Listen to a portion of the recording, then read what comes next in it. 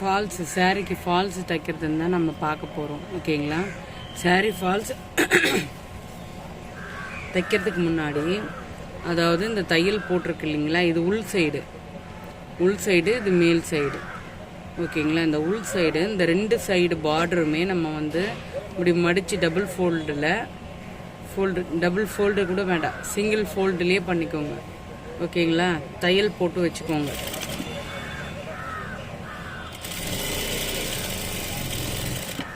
ஓகேங்களா?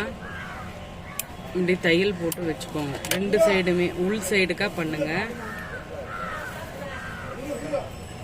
இந்த ரெண்டு சைடுமே எது உள் சைடுன்னு கரெக்டாக பார்த்துக்கோங்க. இது பாருங்க, பிரிக்கிற மாதிரி வருதா, இதை உள் சைடு. சிங்கிள் ஃபோல்டே பண்ணிக்கோங்க, டபுள் ஃபோல்டு வேணும்.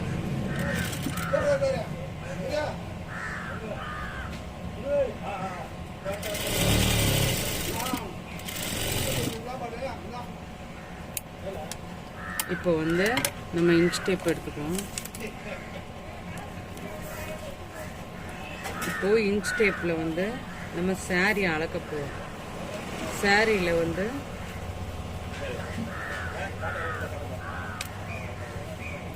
இப்போ இந்த சாரியில் நம்ம சைடு கட் பண்ணிட்டு மடித்து தச்சு வச்சுருக்கோம். ஓகேங்களா? இந்த தச்சு வச்ச பாயிண்ட்லேருந்து ஒரு 15 இன்ச்சு. ஓகேங்களா? கேட்குதா? 15 இன்ச்சு. இப்போ நான் கவுண்ட் பண்ணுறேன் பாருங்க. இது பாருங்க, 15 இன்ச்சு வச்சுக்கிறேன். அதாவது இந்த தச்ச இடத்துல இருந்து நம்ம சாரி உள்பக்கம், அதுவும் இல்லாமல் நீங்கள் முந்தானியில் அடிச்சிட போகிறீங்க, உள்பக்கத்தில் கீழ் பாட்டம் சைடு வருது இல்லைங்களா, அந்த இடத்துல இருந்து ஒரு 15 அளவு எடுத்துக்கோங்க. ஓகேங்களா? 15 அளவு இப்படி எடுத்துட்டு இந்த இடத்த மார்க் பண்ணிக்கோங்க. சின்னதாக மார்க் பண்ணிக்கோங்க. ஓகேங்களா? 15 இன்ச்சில் தான் எடுத்திருக்கேன், சென்டிமீட்டரில் எடுக்கலை. உங்களுக்கு சென்டிமீட்டரில் சொல்ல போனால் 39 சென்டிமீட்டர் வருது. ஓகேங்களா? 38. ஓகேங்களா? சென்டிமீட்டர் சொல்ல போனால் 38 வருது. ஓகேங்களா? நான் இன்ச்சஸில் தான் எடுத்துருக்கேன், 15 இன்ச்சஸ். இங்கே விட்டுட்டு இதுக்கப்புறத்துலேருந்து நம்ம சாரீ ஃபால்ஸ் தைக்கணும்.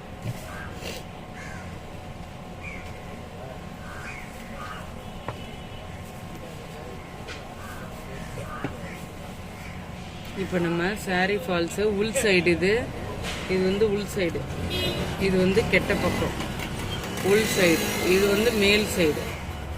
ஓகேங்களா? நல்ல பக்கம், இது நல்ல பக்கம் ரைட் சைடு. ஓகே, இப்போ நம்ம மேல் சைடு தான் வைக்கணும். இது வந்து கெட்ட பக்கம், இதுவும் கெட்ட பக்கம். தெரியுதுங்களா? ராங் போட்டிருக்கேன் பாருங்க. இந்த ரெண்டு கெட்ட பக்கமும் இப்படி ஒன்றா சேர்க்கணும். ஓகேங்களா? நல்ல பக்கம் மேலே இருக்கணும், சாரியோட நல்ல பக்கமும் இங்கே அடியில் இருக்கணும். ஓகேங்களா? கெட்ட பக்கம்தான் மேலே இருக்கணும். இப்போ நம்ம இந்த மார்க் பண்ணி வச்சுருக்கோம் இல்லைங்களா, இந்த மார்க் பண்ணி வச்சதுலேருந்து இந்த பால்ஸ் வச்சு ஒரு லாக் ஸ்டிச் போட்டுக்கோங்க. ஓகேங்களா? சாதா போடாதீங்க, லாக் ஸ்டிச் போடுங்க. எங்கெங்கே லாக் ஸ்டிச் வருதுன்னு நான் சொல்லிடுறேன். இப்போ வந்து எப்படி தைக்கிறது, இந்த ஓரமும் எட்ஜஸ் தையல் போடுங்க. ஓகேங்களா?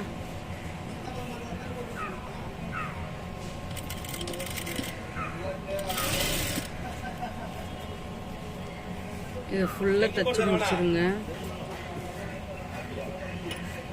அதே மாதிரி வீடியோஸை வந்து ஃபுல்லாக பாருங்கள். ஏன்னா எந்த நேரத்தில் எங்கே டிப்ஸ் கொடுக்கணும்னு எனக்கே தெரியாது.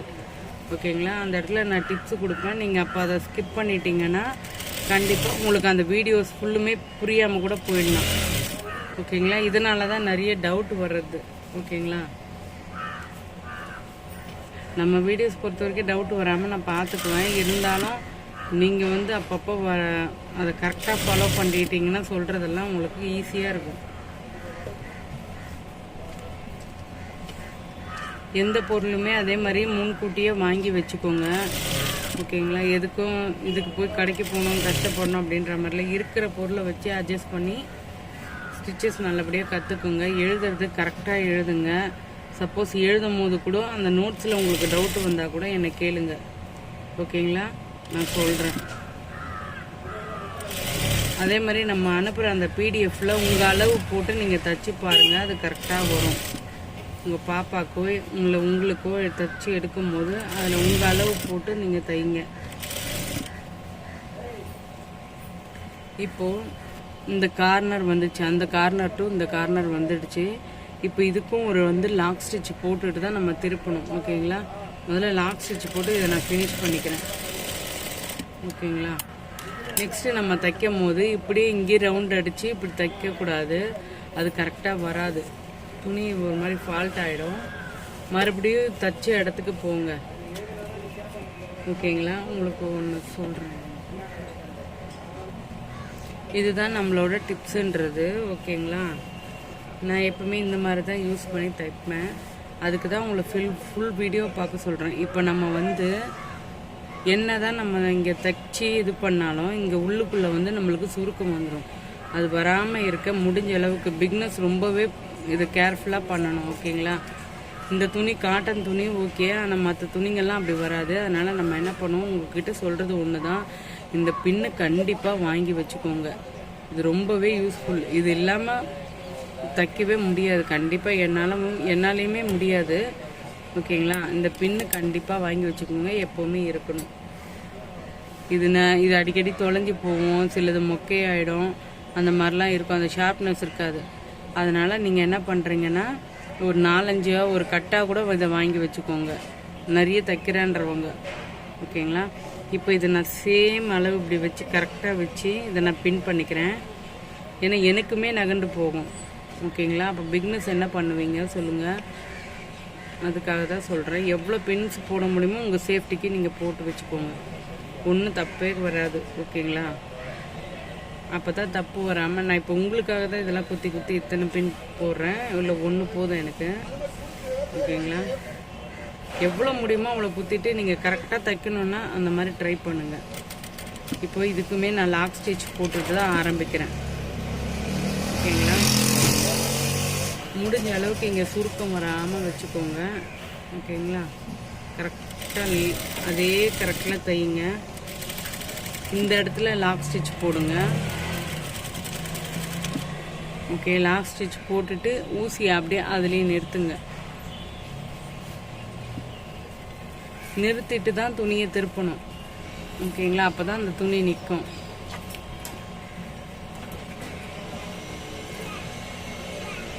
தயவு செஞ்சு சொல்கிறேன், நம்ம கிளாஸில் இந்த வீடியோஸ் பார்க்கும்போது நீங்கள் ஸ்கிப் பண்ணாமல் தயவு செஞ்சு பாருங்கள். ஓகேவா, இப்போ நான் ஊசியை அதில் இறக்கிட்டு தான் நான் இப்போ திருப்பிட்டு மறுபடியும் இப்போ தைக்க போகிறேன். இப்போ தைக்கிறதுக்குமே அதில் ஊசி இறக்கி தான் வச்சுருக்கேன். ஓகேவா, இப்போ இந்த பக்கம் நீங்கள் தைக்கும் போது இங்கே அங்கங்கே ஒரு பின்ஸ் போட்டுக்கோங்க.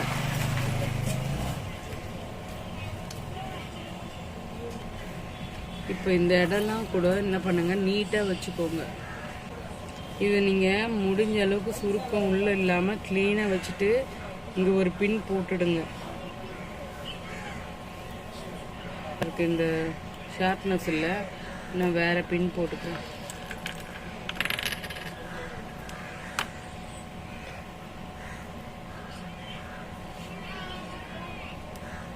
இந்த மாதிரி ஃபுல்லாக அங்கங்கே போட்டு வச்சுக்கோங்க. நீங்கள் கொஞ்சம் கேர்லெஸ் பண்ணாலும் லூஸு வந்துடும், மறுபடியும் பிரிச்சுட்டு தைக்கிற மாதிரி இருக்கும், ரொம்ப கஷ்டமாக இருக்கும். ஓகேங்களா, நீங்கள் கரெக்டாக வச்சுட்டு பண்ணுங்க, கரெக்டாக இருக்கும். அப்பப்போ கொஞ்சம் தூரத்துக்கே நீங்கள் என்ன பண்ணுறீங்கன்னா பின்னு கரெக்டாக போட்டுக்கோங்க. இந்த உள்ளே இருக்க துணி நல்லா டைட்டாக இருக்கான்னு பார்த்துக்கோங்க, லூஸ் இல்லாமல் பார்த்துக்கோங்க. ஓகேங்களா, அங்கங்கே பின் போட்டு வச்சுக்கிட்டு நீங்கள் தைச்சிங்கன்னா ஈஸியாக இருக்கும். என்னதான் பின் போட்டாலுமே சரி, நீங்கள் பிடிக்காம சரி நம்ம பின் போட்டிருக்கோமே அப்படியே தைக்குமேன்னு தைச்சிடாதீங்க. ஓகேங்களா, இங்கே பிடிச்சிக்கிட்டு தைங்க. இந்த பின்ஸ் வர வரைக்கும் அப்படி தைச்சி முடிச்சுட்டு இந்த நீடில் உள்ளே இறக்கிடுங்க. ஓகேங்களா, துணியில் இறக்கிட்டு அதுக்கப்புறம் நீங்கள் என்னென்ன வேலை செய்கிறீங்களோ செய்யுங்க. இல்லைன்னா நகர்ந்து போகும் இந்த துணி. இப்போ நகராது, எவ்வளோ நகர்த்தினாலும் எனக்கு நகராது. பின் போட போகிறேன், கரெக்டாக இருக்கான்னு வச்சுட்டு தான் இப்போ கரெக்ட் பண்ணுங்க. அதே மாதிரி இது கொஞ்சம் தூரம் இவ்வளோ தானே தைக்கிறது அப்படின்ற மாதிரி நம்ம சேனலை ஸ்கிப் பண்ணிடாதீங்க. ஏன்னா நான் எந்த இடத்துல டிப்ஸ் சொல்லுவேன்னு தெரியாது. தயவு செஞ்சு ஃபுல்லாக பாருங்கள். ஏன்னா இப்போ தான் நீங்கள் கற்றுக்குறீங்க. அதனால் நான் யூடியூப் வீடியோ மாதிரி ஸ்கிப் பண்ணிவிட்டு பார்க்காதீங்க. ஒரு நேரம் பார்த்தாலும் அதை கரெக்டாக ஃபுல்லாக பார்த்து முடிச்சிருங்க. ஏன்னா நம்ம சொல்கிற டிப்ஸ் வந்து அப்போ தான் புரியும். இவருங்க இங்கே மடித்த மாதிரிலாம் இருக்குது. இதெல்லாம் எடுத்து விட்டுட்டு தான் நம்ம சுருக்கம்லாம் இது பண்ணணும். அவசரப்பட வேண்டாம். எந்த ட்ரெஸ்ஸுமே நீங்கள் எவ்வளோ பொறுமையாக ஃபினிஷ் பண்ணுறீங்களோ அந்த ஃபினிஷிங் வந்து அவ்வளோ அழகாக வரும். ஓகேங்களா? ஃபஸ்ட்டு இந்த கார்னர் வரப்போகுது. ஓகேங்களா?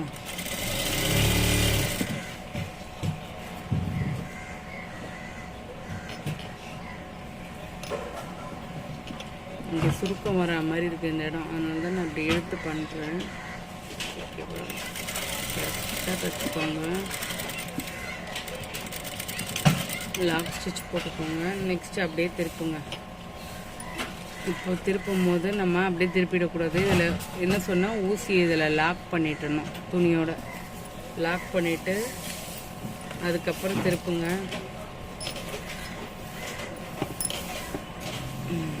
இப்போ கரெக்டாக வரும். தைச்சிருங்க. இங்கே ஃபினிஷ் பண்ணும்போது ஒரு லாக் ஸ்டிச் போட்டுக்கோங்க.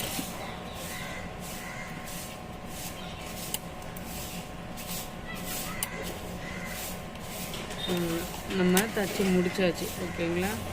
நம்ம ஃபால்ஸ் வந்து கரெக்டாக வந்துடும். தெரியுதுங்களா? இப்போ நம்ம கரெக்டாக தைச்சி முடிச்சாச்சு. இதே மாதிரி நீங்களாம் உங்கள் கஸ்டமருக்கு தைச்சி முடிங்க. நெக்ஸ்ட்டு என்ன சொல்கிறேன்னா, இதுக்கு வந்து நான் தையக்கூலி வந்து 40 ரூபா வாங்குகிறேன். உங்கள் ஏரியாவில் எவ்வளோ கேட்பாங்களோ அந்த அளவுக்கு நீங்கள் பார்த்து தைச்சிக்கோங்க. சப்போஸ் உங்கள் ஏரியாவில் பிக்னஸாக இருக்கிறீங்க, நான் இனிமேல் தான் தைக்கிறதுக்கே ஸ்டார்ட் பண்ணணும், தைச்சி கொடுக்க ஸ்டார்ட் பண்ணோம் அப்படின்றவங்களுக்கு வந்து என்ன சொல்கிறேன்னா, உங்கள் ஏரியாவில் எவ்வளோ தைக்கிறாங்கன்னு பாருங்கள். 30 ரூபாய்க்கு தைக்கிறாங்களா, 20 ரூபாய்க்கு தைக்கிறாங்களா, நீங்கள் சும்மா ஒரு கடையில் போய் கேட்டு பாருங்கள். அப்படி கேட்டு பார்க்கும்போது அவங்க என்ன சொல்கிறாங்க, 20 ரூபாய்க்கு நான் தைச்சி கொடுப்பேன், பால் சோக்கே இவ்வளோ அப்படின்ற மாதிரி சொன்னாங்கன்னா, நீங்கள் வந்துட்டு அதுலேருந்து ஒரு 10 ரூபா கம்மி பண்ணி தைச்சி பாருங்கள். உங்கள்கிட்ட நிறைய கஸ்டமர் வருவாங்க. ஓகேங்களா? அதான் டிப்ஸு. ஓகேங்களா? அந்த மாதிரி கம்மியாக, அதுவும் இல்லாமல் நம்மளுக்கு நிறைய துணி தைக்கிறதுக்கு சான்ஸ் கிடைக்கும். நல்லா தைச்சி பழகிக்கலாம். ஓகேங்களா? இன்னொன்று என்னென்னா, கொஞ்சம் நல்ல ஃபினிஷிங் வரவங்க கண்டிப்பாக கஸ்டமர்கிட்ட வாங்கி தைங்க. கொஞ்சமாக லைட்டாக ஃபினிஷ் வரவங்க என்ன பண்ணுறீங்கன்னா, உங்கள் வீட்டில் இருக்கவங்க துணியை வாங்கி தைச்சி பாருங்கள். ஓகேங்களா? இப்போ நான் இதுக்கு வந்து 40 ரூபா தையக்கூலி வாங்குகிறேன். ஏன்னா அவங்க ஃபால்ஸ் வாங்கி கொடுத்துட்டாங்க. ஓகேங்களா? நான் தைச்சி கொடுக்குறது மட்டும்தான் என் வேலை. அதனால் இந்த ஃபால்ஸுக்கு மட்டும் நான் 40 ரூபா வாங்குகிறேன். புடவை ஓரம் மடித்து தைக்கிறதுக்கு வந்து நான் 30 ரூபா வாங்குகிறேன். ஓகேங்களா? உங்கள் ஏரியாவில் எவ்வளோ வாங்குறீங்கன்னு சொல்லிட்டு பார்த்துக்கோங்க.